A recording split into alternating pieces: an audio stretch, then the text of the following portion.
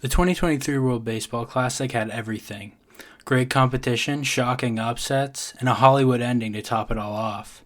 It proved to fans, countries, and players alike that there was a market for a best-on-best international tournament for baseball. It would make sense that every team competing is looking towards improving their rosters the next go-round. And that is largely the case. By and large, every team has a roster better than the ones that they put out last tournament. Well, every country except one.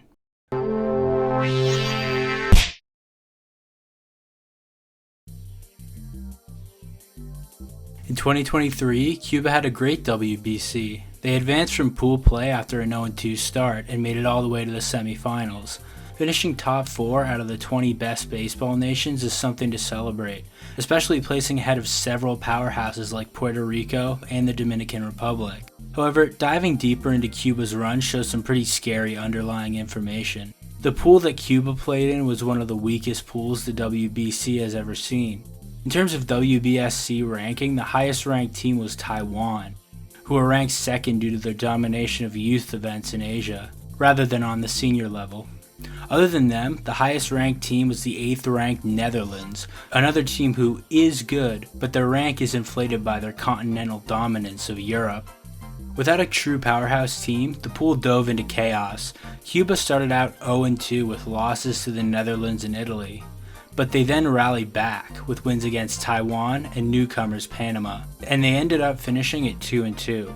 Because of the very convoluted tiebreaker of runs allowed per defensive outing, Cuba was able to finish first in their pool.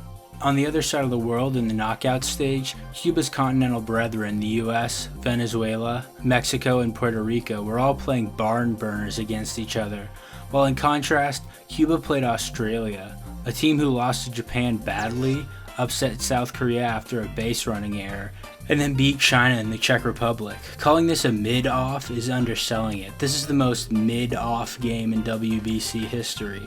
The Cubans pulled ahead of the Aussies in the 5th inning, but almost gave up that lead after Australia made it 4-3 on a Rickson Wingrove home run in the 6th. Cuba would then use all of their best pitchers to stave off a potential Australia comeback, and the score would stay unchanged for the rest of the game, ending with a 4-3 Cuba victory. Their luck would finally run out in the semifinals though, when a stacked USA team steamrolled them 14-2, ending Cuba's run at a 4th place finish. It seems fluky and an unsustainable way to run a national team. A lot of things went right for this run to be possible, and it's allowed the Cuban Federation to ignore its biggest problem.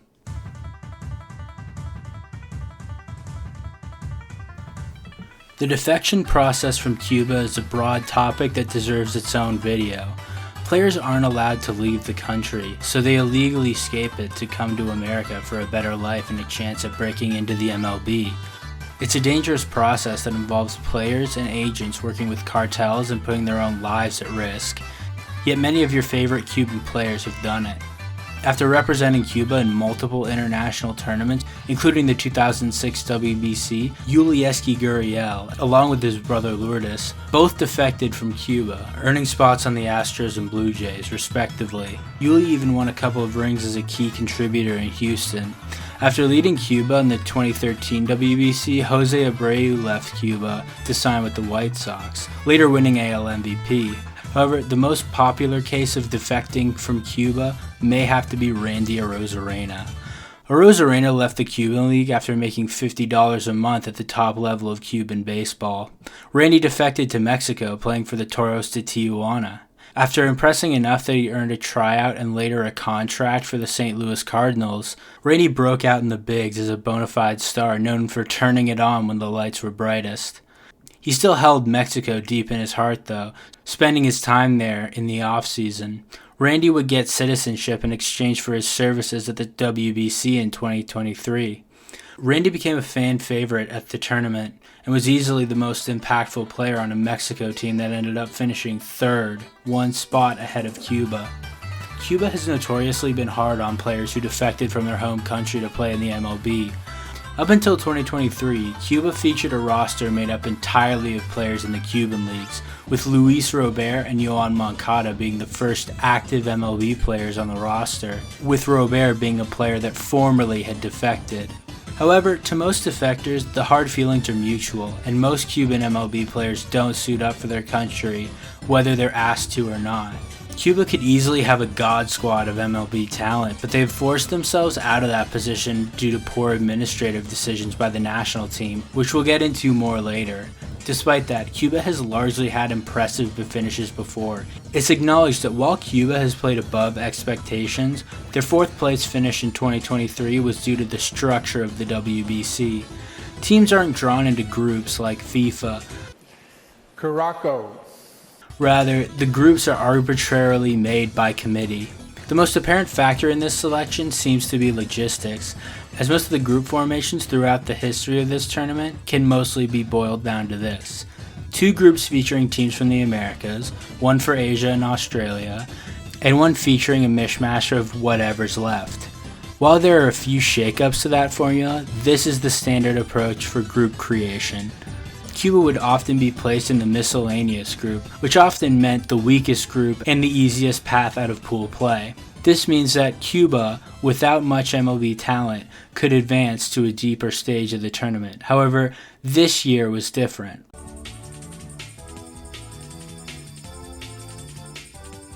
In 2026, Cuba was grouped with Puerto Rico, Canada, Panama, and a qualifier team that turned out to be Colombia. Cuba has never played in a group where they weren't easily projected as one of the top 2 teams in it until now. The uncertainty brought on by the 2023 tournament has advanced tenfold. Here's how the Cuban Federation reacted. Earlier in 2025, there was a chance that the Cubans weren't even going to play in the tournament.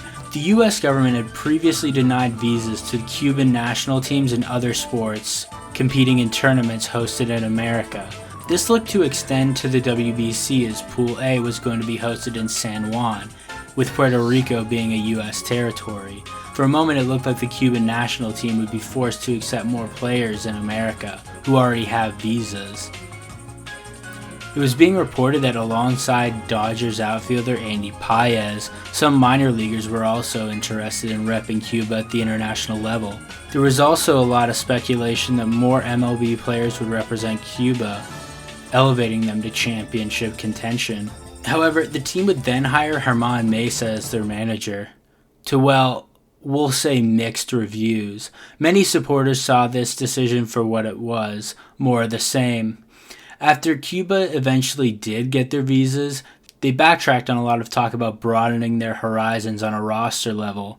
Most of the decisions from beyond this point were constant shots in their own foot. During the most recent winter meetings, 35-man preliminary rosters were released, and every country in the WBC had someone there to leak out names. Everyone except for Cuba. While they didn't need to have someone there to generate hype for the roster, what actually happened was disastrous. It was reported that the Cuban Federation was not putting any dual nationals on their roster.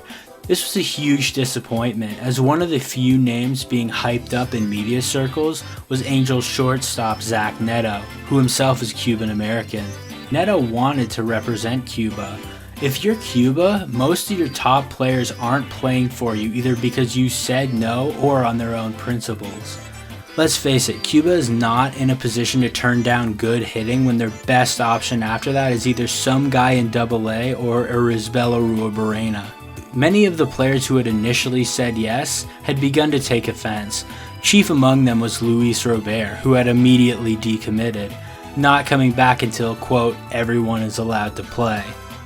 After Robert was Paez. After committing almost a year in advance, his position on the team slowly faded as time went on, with some reports stating that the national team hadn't been in contact with Paez for around 4 months.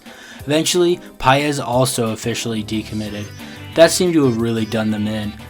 Losing their 2 most coveted outfielders set off a chain of decommitments.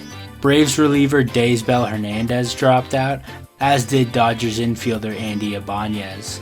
It wasn't all major leaguers though. AAA arm Lázaro Estrada, coming off a cup of coffee in the majors for Toronto, figured to be an important rotation piece for Cuba, and he also decommitted, as did prospect Ernesto Martinez Jr., who sought to impress the Yankees in spring training. Cuba also snubbed Yadier Drake from the roster after a failed drug test at the 2024 Premier 12 tournament, in which the Cuban Federation gave him no chance to appeal. At the roster reveal, the worst was confirmed. There was only one active major leaguer on the roster, Yoan Moncada. Yariel Rodriguez was there too, but he was sent to AAA by the Blue Jays during the offseason. There was also NPB stars Livan Monello and Raidel Martinez, but that was it. The rest of the roster seemed like spare parts cobbled together. That may be crass to describe Alfredo Despaigne, the all-time WBC home run king, but his career in Japan is over and he's almost turning 40. Same with Roel Santos, and is that Alexi Ramirez? Alexi Ramirez, the Chicago White Sox shortstop, the 2013 All-Star Alexi Ramirez. Cuba relied on a mixture of mostly Cuban leaguers and some AA players for the makeup of their offense. It's not a bad group, but it overachieved in 2023, and the rest of the San Juan pool was ready to prove it. 2026 started off well for Cuba. They went 2-0 in their first two games, with different parts of their squad shining in each game. In the opener against Panama, they shut down opposing batters with the combination of Monello, Wyrod, and Martinez, and in their game against Colombia, they rocked starter Luis Patino in the first inning, with homers from Ariel Martinez and Arizbel Arruabarrena en route to a 7-2 clobbering to put them up 2-0 in the group. This put them on the fast track to a 6th consecutive trip out of the first round, but the toughest part of the journey was still ahead. Since Cuba had used up the three best pitchers on Panama, they had to use some other arms against the offensively stagnant Puerto Rico. But that didn't matter as team captain Martin Maldonado hit a game-deciding 3-run double in the second inning to put Puerto Rico in the driver's seat, and the Cuban bats could not get anything going in a game that finished in a 4-1 loss. Now going into a winning you're-in game against Canada, Cuba seemed to have the pitching matchup locked down though, as Monello was again on the mound, and facing him was Cal Quantrill, a guy who couldn't get an out against Great Britain in 2023, and finished the 2025 campaign with a 6 ERA, worse than anyone qualified for the ERA title. However, this game would turn into a gong show real quick. Livan Monello forgot the pitch clock existed twice, and Moncada would commit interference on Otto Lopez. This resulted in an inning where Monello threw 27 out of a possible 65 pitches. Canada got on the board first in the third inning on an Owen Casey sac fly, and Monello was pulled in the fourth inning. Next was Yariel Rodriguez, who didn't do much better. Rodriguez would only go an inning and 2/3, but allowed 4 runs, with Canada breaking open the game. Meanwhile, Quantrill would throw a solid 5 innings and only allow a run on an errant pickoff attempt on the way to a 7-2 Canada win. Elimination was an unfamiliar feeling to a Cuban team that had previously never finished lower than advancing to the quarterfinals. This game, though, like all parts of Cuba's downfall, was completely preventable.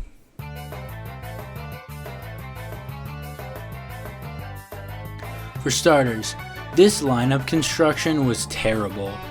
Why is a 44-year-old Alexi Ramirez getting meaningful plate appearances in a close game versus Puerto Rico? Why is an almost 40-year-old Despaigne batting cleanup despite being awful from the start of 2026? Ariel Martinez is a catcher first base hybrid in the NPB. In a must-win game against Canada, Mesa has him play left field. The real kicker for Cuba was the defense and the lack of meaningful production from the lineup.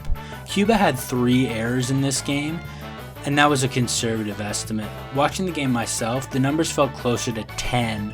There were so many missed pop-ups and bad defensive plays that were called hits or just straight up ignored. Unless you think the baseball gods were being ageist, the Cuban bats were silenced by a 37-year-old James Paxton, who came out of retirement to get 6 strikeouts in 2 2/3 innings of relief. If you're Team Cuba, where do you go from here? While they could go forward in the direction of progress and put more effort into recruiting high-end talent, I have a feeling it'll be the opposite. Many in the world of sports saw the balanced pool and lack of MLB names on the roster and predicted that they would get relegated. I predict that since Cuba surpassed its very low expectations, that the Federation would consider this year a win and keep going with whatever they've been doing. However, let me make one thing clear. Things will only get harder for Cuba from here. They've always been grouped in with a weaker pool of teams and have been able to come out on top. They managed to get away with it in 2023, but with the emergence of nations like Canada, Australia, and Italy as dark horses, Cuba's purposeful stagnance is only going to hurt them. In the same way sustained success can benefit a country like Italy, it can massively hurt nations that failed to do well. Take Canada, who have languished in the pool stage for years. As a result, they were missing 6 of their top pitchers in 2026. It hurts your recruitment when you're constantly losing, and 2026 will become the new normal for Cuba if nothing changes. But what do you think? Let me know in the comments below, and as always, thanks for watching.